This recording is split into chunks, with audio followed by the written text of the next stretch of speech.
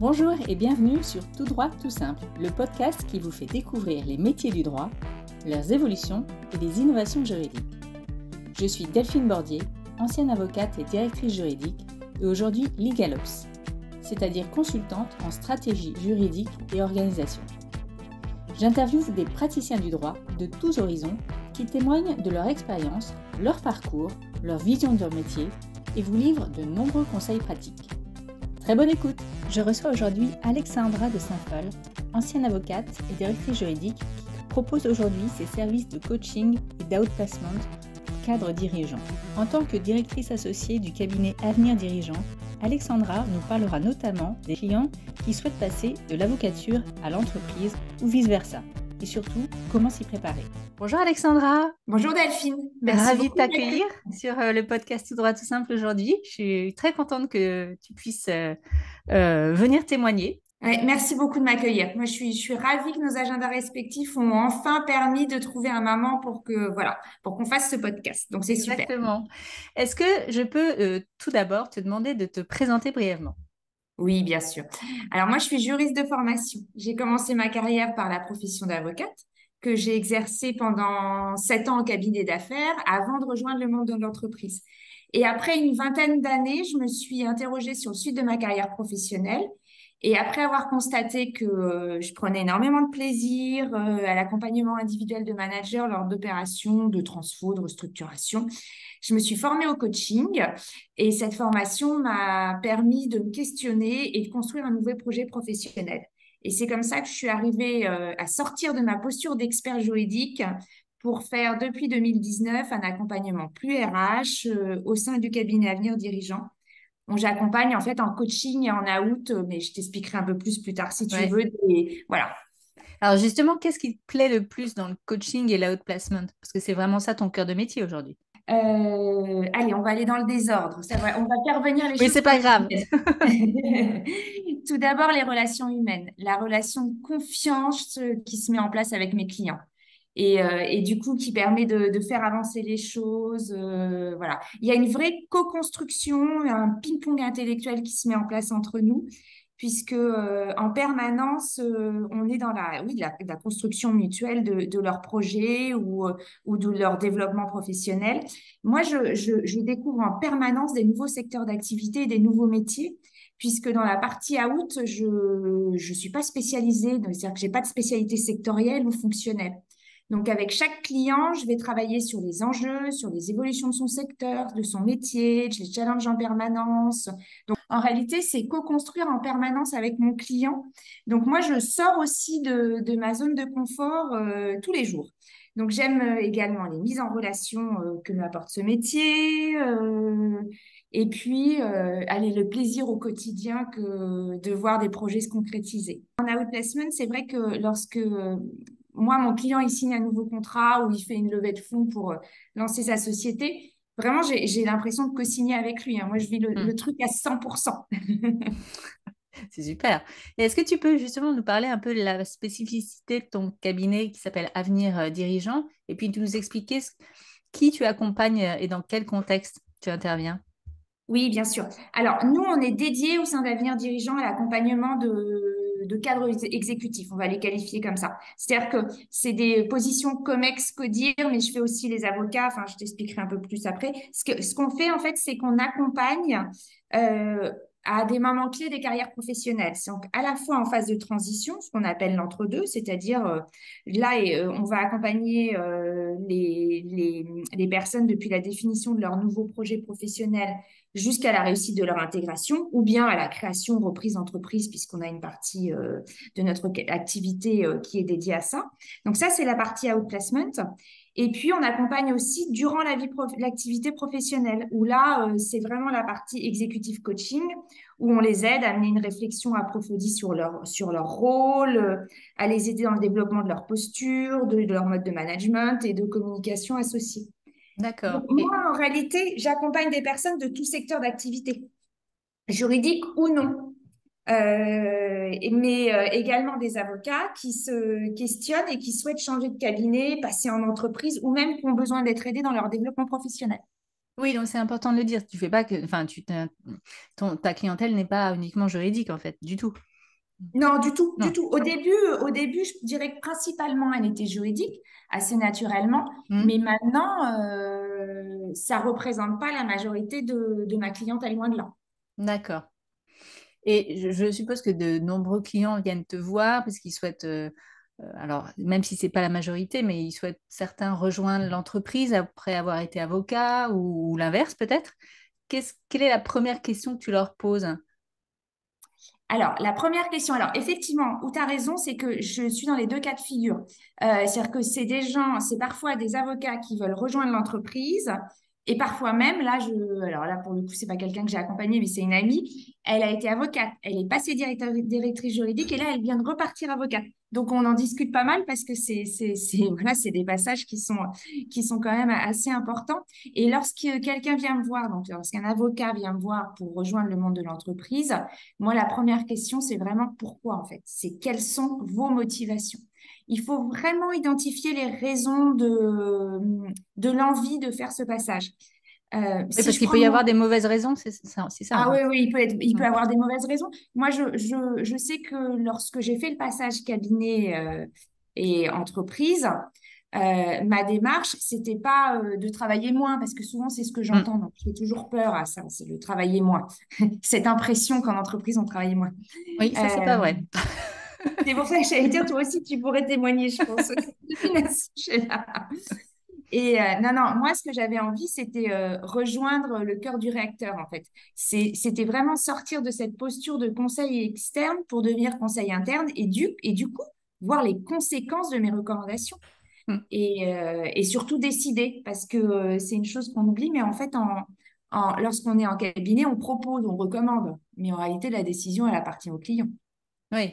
Mais justement, alors on parle d'idées reçues. Quelles sont les idées reçues que tu as pu entendre sur le métier de juriste ou de directeur juridique? Parce que moi, j'en ai entendu plein, plein, plein, dont celle-ci, effectivement, qu'on travaillait moins d'entreprise. Alors oui, les plus gros clichés, c'est on travaille moins, on a moins de pression. Alors, ça, je pense que c'est vraiment une vision erronée de la profession de juriste. Et moi, j'invite grandement, et ça fait partie des choses que des mises en relation que je vais faire, etc., quand les avocats viennent me voir, c'est qu'il faut qu'ils interrogent des directeurs juridiques Ouais. sur leurs horaires. Voilà, si jamais c'est une Oui, leur impression volume de et travail, moins. la qualité de Voilà, charge de vie. travail, machin, mais pas que ça, quoi. Mm. Parce que, en fait, on a cette impression qu'on travaille moins en entreprise, mais en réalité, moi, je trouve qu'en cabinet, entre deux gros dossiers, parfois, tu arrives à souffler. Mm. Alors qu'en entreprise, bah, c'est pas le cas, quoi. Non, En fait, et encore. il y a jamais de pause, quoi. Non. Donc, et puis, il faut avoir conscience aussi que c'est pas la même posture. Donc, c'est sympa, effectivement, c'est ce que je disais, c'est qu'en entreprise, il y a un côté plus décisionnaire qu'en cabinet. Mais souvent, on sait très bien qu'un rôle de consultant externe, c'est toujours plus écouté qu'un rôle de consultant interne, hein. Donc, ça, il faut pas l'oublier non plus. Donc, être capable de se battre un petit peu avec le monde de l'entreprise. Ah, ça, c'est sûr. Moi, je me souviens très bien quand je suis passée avocat à juriste, j'avais l'impression de dire les mêmes choses et j'étais écoutée quand j'étais avocate et quand je suis arrivée en entreprise, j'ai l'impression d'être plus du tout écoutée. Donc, Ouais, ça, c'est fou, hein, mais c'est ouais. vraiment quelque chose moi, je pense que c'est vraiment indispensable d'aller interviewer des directeurs juridiques, enfin des juristes, Mm. voilà, des gens qui vivent, enfin vraiment leur métier enfin pour s'assurer de qu'on n'a pas une fausse idée. Donc, d'après toi, les bonnes questions à se poser quand on souhaite devenir juriste, alors qu'on a travaillé comme avocat, je sais pas, pendant 3, 4, 5, 10 ans, les motivations, effectivement, pourquoi on fait ça, et qu'est-ce qu'il y a d'autre, qu'est-ce qu'il faut se poser comme question, en plus de ça, par ces Moi, je motivations? pense qu'il faut revenir aussi à la genèse du pourquoi on avait choisi la profession d'avocat, en fait. Qu'est-ce qui nous motive maintenant à devenir juriste? Donc, comme on l'a dit, travailler moins, ce sera certainement pas le cas. Il faut aussi réfléchir aux éléments importants pour nous à retrouver dans notre travail. Parce que si un Mm. avocat, il aime plaider, ça va être Ouais, compliqué et ça risque même d'être frustrant de faire plaider les contentieux à quelqu'un d'autre, hein. ouais. Si jamais, parce qu'il y a certains avocats pour qui le prestige de la robe est important, encore une fois, ça va être compliqué. C'est pas la même posture d'être juriste en entreprise. Donc, moi, je pense qu'il faut vraiment se challenger sur ce qu'on aime faire dans la profession d'avocat et ce qu'on n'aime pas, ou en tout cas ce qu'on aime moins faire, plus faire, je sais pas, voilà. Ouais. Et challenger avec la profession de juriste pour voir si, voilà, ce qu'on va retrouver, ce qu'on va perdre, si on y trouve vraiment, en tout cas, un équilibre, enfin, ou en tout cas, ce qu'on recherche, quoi. Oui. Et j'avais entendu une fois, je crois, dans une interview que tu donnais, tu parlais aussi de quelque chose de très important, c'était de connaître le positionnement de la direction juridique dans l'organisation. Oui, moi, ça, c'est, voilà, c'est-à-dire qu'une fois, effectivement, ce que je décrivais avant, c'est l'amont, c'est-à-dire que se Ouais. challenger sur vraiment les réelles motivations, ce qu'on va trouver dans le métier de juriste, et est-ce que, en tout cas, c'est ce qu'on a envie de trouver dans notre nouveau projet professionnel. Mais après, une fois qu'on est certain qu'on veut faire le switch cabinet-entreprise, il faut vraiment challenger le positionnement du juridique dans l'entreprise qu'on souhaite rejoindre. Parce que la satisfaction qu'on va en retirer, ce ne sera pas du tout la même selon que le juridique est positionné au cœur du réacteur, quoi. Il fait partie des décisions stratégiques. Oui. Encore, malheureusement, enfin, tu le sais, toi, enfin, il y a encore parfois la fonction juridique, elle est considérée comme un centre de coût. Heureusement, enfin, les mentalités changent, mais il faut que le juriste soit en amont des sujets. Sinon, je pense que le switch est encore plus compliqué. Et il faut aussi évaluer ce qu'on attend d'un juriste ou d'un directeur juridique versus d'un avocat. Parce que, d'après toi, quelles sont les différences majeures, les plus grands changements quand on devient juriste en entreprise? Parce que c'est un vrai challenge parfois. Oui, alors, ça va paraître un peu bizarre comme réponse, mais quand on est avocat, ce qu'on attend de vous, c'est que vous soyez l'expert de votre domaine. Mm. En entreprise, enfin, il y a une entreprise, un particulier qui vient vous voir, qui a un besoin, un problème, et on vient vous interroger en qualité d'expert. Donc, vous devez trouver en votre qualité, parce que vous êtes avocat spécialiste du domaine, une solution, voilà. En entreprise, en fait, on ne veut pas un expert en droit, hein. On ne veut pas un technicien. Ce qu'on veut, c'est quelqu'un qui est au service de l'entreprise, au service des opérationnels, qui est capable de prendre des décisions. Donc, il y a un côté très pratique où il faut savoir sortir des règles de droit, il faut savoir se challenger et être force de proposition et surtout ne pas se cantonner à une spécialité. Faut être capable de sortir de sa bulle de confort, hein, Mm. et avoir des réflexes dans tous les domaines du droit. Oui, effectivement, c'est super important ce que tu dis sur les décisions. Parce que c'est vrai que quand on est avocat, on donne des conseils, des opinions juridiques, mais c'est pas nous qui décidons. Ça, c'est pas l'avocat qui va décider au final. Non, À c'est ça. recommander, alors qu'en entreprise, effectivement, on nous demande de trancher et ça, c'est quelque chose qui peut, pour certains, être très difficile en fait. Oui, c'est ça. En fait, il faut vraiment être capable de décider et d'identifier les conséquences de nos décisions. Les conséquences, c'est-à-dire au sens large, pas seulement les conséquences juridiques, les conséquences opérationnelles, financières, sociales. Parce que en entreprise, c'est pas comme en cabinet, c'est qu'un jour, on a le retour du boomerang. C'est-à-dire Oui, on est là. Enfin, a priori, on est encore là. voilà. Donc, il faut pas l'oublier. Oui, c'est vrai. Et effectivement, le côté business oriented, enfin, être très orienté vers le business et comprendre aussi tous les enjeux de l'entreprise, ça, c'est quelque chose qui est absolument vital quand on est juriste en entreprise et qui est moins demandé quand on est avocat. D'ailleurs, je pense que c'est une erreur parce que quand on est avocat, il faudrait effectivement connaître parfaitement bien son client. Mais bon, on ne peut pas connaître tout non plus les secteurs. Mais c'est vrai que quand on est en entreprise, on est au service d'une seule entreprise. Donc, Ah bah, vous êtes obligé de comprendre très rapidement les enjeux et les besoins du business, hein, parce que sinon, de cette manière, sur le long terme, ça peut pas fonctionner. Et ouais, on puis, c'est comprend que pas. comme ça que le juridique permet, enfin, c'est que comme ça que vous permettez au service juridique d'avoir un positionnement intéressant, quoi, qui est saisi en amont de toutes les décisions. À partir du moment où les opérationnels voient en vous quelqu'un qui va les aider et qui va les aider même au-delà du volet juridique, les aider à réfléchir. Alors, toi qui es maintenant du côté plutôt coaching et outplacement, quel est d'après toi, comment on convainc un recruteur quand on a été, je sais pas, spécialisé dans un domaine particulier et qu'on souhaite passer en entreprise, par exemple, je sais pas, on a fait 10 ans de contentieux et on veut passer en entreprise et du coup, bah, forcément, c'est beaucoup plus large comme domaine. Comment on fait pour convaincre? Bah, moi, je pense qu'il justement, il faut démontrer sa capacité à se questionner, en fait, à être business oriented et à vulgariser des sujets juridiques. En fait, il faut prouver que, en qualité d'avocat, vous êtes connecté, hyper connecté à vos clients et que vous comprenez les enjeux de leur secteur d'activité. Mm. Il faut arriver à démontrer qu'on n'est pas juste un ultra expert de son domaine juridique. On est quelqu'un très connecté au business. Oui, comme tu disais tout à l'heure, envie d'accompagner en fait le business, d'anticiper les problèmes plus que tout, quoi. Exactement. Mm. Et est-ce que, selon toi, la rémunération peut être un frein quand on passe de l'avocature à l'entreprise? Je ne sais pas pour qui, je sais pas pour qui est le frein, hein, mais, c'est vrai que quand on passe de l'un à l'autre, même si, bon, c'est pas tout à fait comparable parce qu'on a quand même les charges quand on est avocat, est-ce que toi, tu as vu que ça pouvait être un frein vraiment pour les candidats ou les recruteurs? Soyons très clairs, oui. Enfin, on ne devient pas juriste pour gagner plus, hein. C'est quand même pas la Ouais, démarche en non, général. On ne devient pas juriste pour travailler moins. En tout cas, moi, pour moi, ça ne doit pas être la motivation première. Mais on ne devient pas juriste pour gagner plus non plus.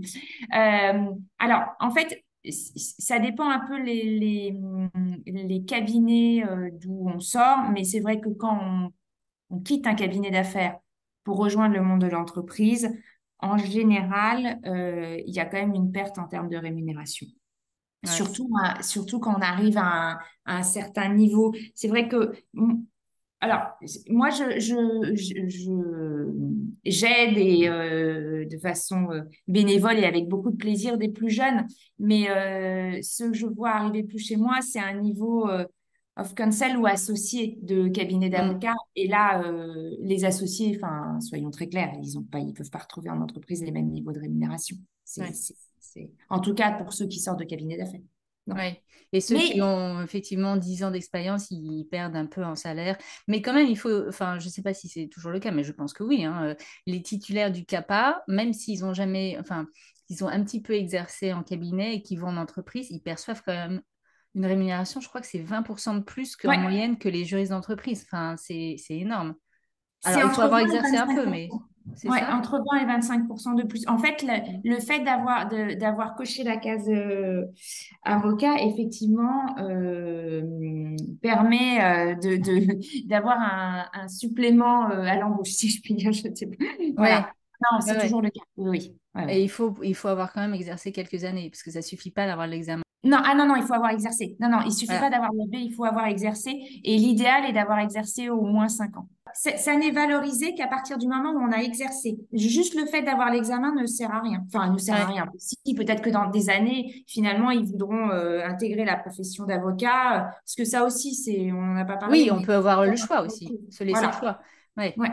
Mais ce que tu dis, c'est important, c'est qu'en fait, il faut quand même 5 années d'expérience pour le valoriser. C'est quand même pas rien. Enfin, je veux dire, c'est Oui, enfin, pas... je dis 5 années. En tout cas, Oui, c'est enfin, l'idéal. Enfin, après, voilà. ça dépend effectivement peut-être du cabinet, voilà, j'en sais rien, Oui. mais c'est une Et moyenne, puis, quoi. Et puis après, il arrive souvent qu'au bout de 3 ans, quand même aussi, vous avez travaillé pour un client, voilà, l'entreprise a besoin d'un juriste et vous faites le passage par ce biais-là, quoi. Enfin, il n'y a pas de, voilà, il y a pas vraiment de règles en termes de durée d'exercice, mais pour que ce soit vraiment reconnu d'un point de vue salaire, à partir de 5 ans, ça devient intéressant. Ouais.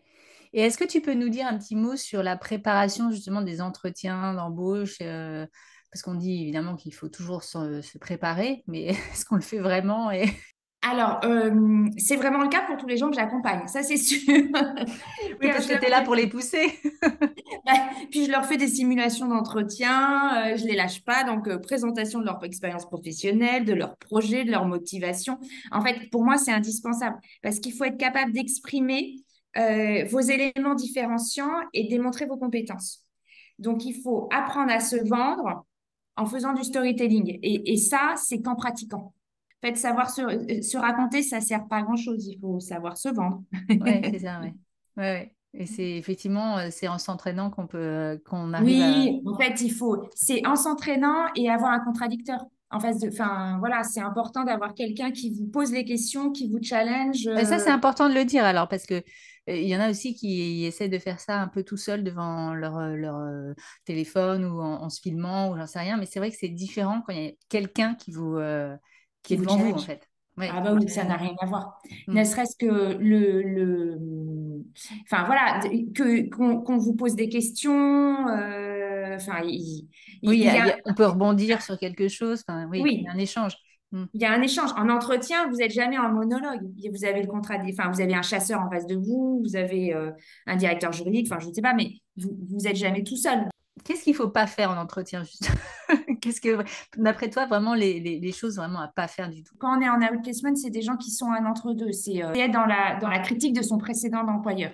Ça, c'est jamais positif. Enfin, voilà. Il y a toujours à travailler en amont les raisons du départ pour qu'en fait, l'interlocuteur que vous avez en face de vous se rende compte que même si le départ n'est pas dû à votre fait, que vous maîtrisez la situation.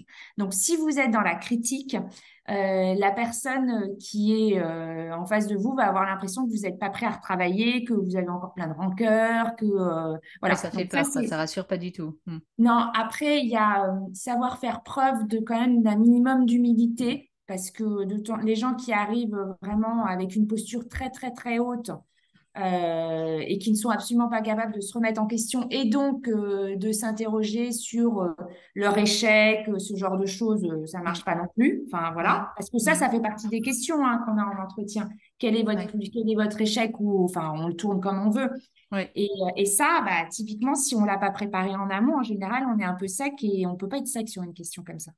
Oui, et puis qu'est-ce qu'on en a retiré, en fait? C'est ça. En fait, c'est ça, exactement. En fait, c'est à chaque fois, c'est qu'est-ce que vous avez retiré de voilà d'un moment que vous avez moins aimé professionnellement. C'est pareil. En fait, vos défauts, c'est en quoi vous arrivez à les tourner comme si c'était en réalité une qualité. Puis en fait, ce qu'il faut en entretien, c'est démontrer vos compétences.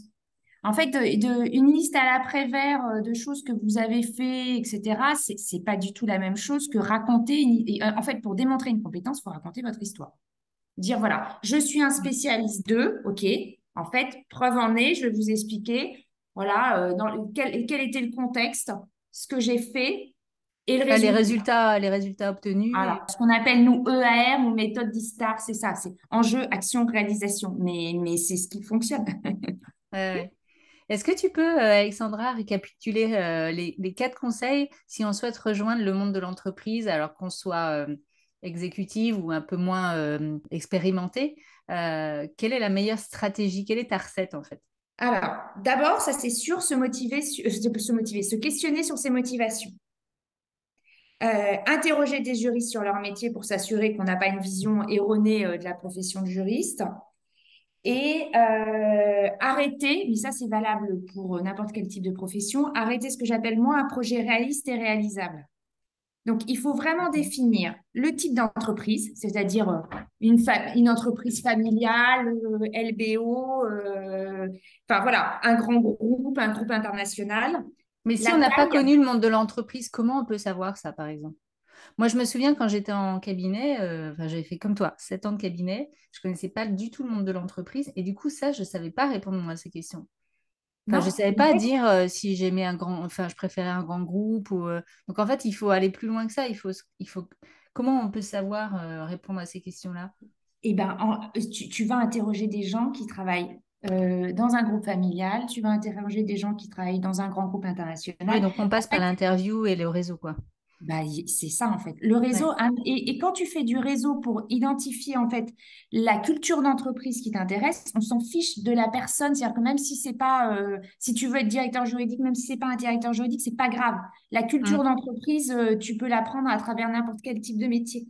Mais c'est vrai que moi, quand j'avais la trentaine et que je suis passée d'avocat à juriste, j'ai pas eu cette démarche-là. J'ai pas pensé en fait. C'est Non, dommage. mais c'est normal que tu l'aies pas eu. Parce qu'en fait, autant quand on fait une école de commerce, on nous apprend un certain nombre de choses. Autant malheureusement, je trouve que il faudrait qu'il y ait des. Enfin, moi, j'ai une associée, elle intervient dans pas mal de facs, tu vois, en master communication, etc., Ouais. où effectivement, elle les aide à trouver des stages. Enfin, en tout cas, elle fait des animations à comment performer pour trouver un stage ou ce genre de choses, moi, je suis convaincue qu'on devrait faire la même chose à la fac de droit. Ah Parce que bah oui, moi je malheureusement, suis on d'accord n'est avec pas toi. du tout, voilà, on n'est pas formé, on n'est pas armé comme le sont d'autres étudiants Et en plus, d'autres à la domaines fac, d'activité. on n'a pas de réseau, en fait. Ce que je veux dire, c'est qu'on nous apprend pas du tout à l'entretenir et à le Non. développer.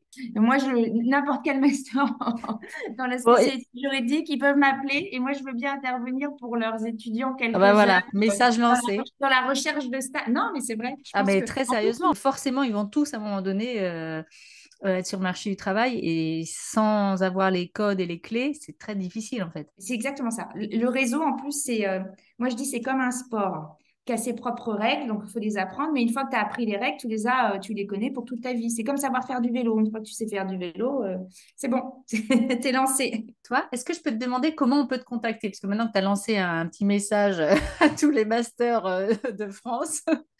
Je vais peut-être te demander finalement de le couper au montage. Non, je rigole. Comment contacter? Je pense que le plus simple pour tout le monde, il y a LinkedIn, hein. Alors, Oui. la seule chose, c'est que moi, il faut me mettre un petit message quand on me demande une demande de connexion parce que je reçois des demandes de connexion tous les jours de plein de gens. Et si on ne me dit pas juste pourquoi on veut me parler ou comment on me connaît, etc., j'accepte pas, en fait. Parce Ouais. que je veux conserver une certaine sincérité à mon réseau. Donc, voilà, juste une petite note. C'est facile, même si on n'a pas d'abonnement premium, on peut le faire lorsqu'on fait une demande de connexion. Oui, tout à fait, oui. Oui, oui. Et puis après, vous savez, maintenant, il suffit de taper Alexandra de Saint-Phal sur Internet et on arrive sur Avenir Dirigeant, il y a toutes mes coordonnées. Donc, il n'y a pas de Bon, bah souci. voilà. Bon, bah, je mettrai toutes tes coordonnées dans le descriptif aussi du podcast avec ton LinkedIn. Et puis, ben, je te laisse le mot de la fin peut-être?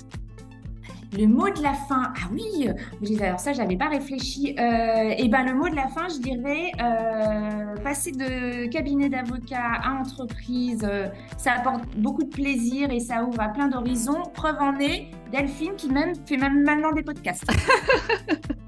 Voilà, c'est ça, exactement. Bah, écoute, merci beaucoup Alexandra pour tous tes conseils et cette matinée très riche. Encore un grand merci. Et puis, bah, je te dis à très bientôt. Merci beaucoup Delphine, à bientôt. Je vous donne rendez-vous dans 2 semaines. D'ici là, abonnez-vous au podcast pour ne rien manquer. Et si vous souhaitez partager votre expérience ou votre métier, contactez-moi sur le site Tout droit tout simple.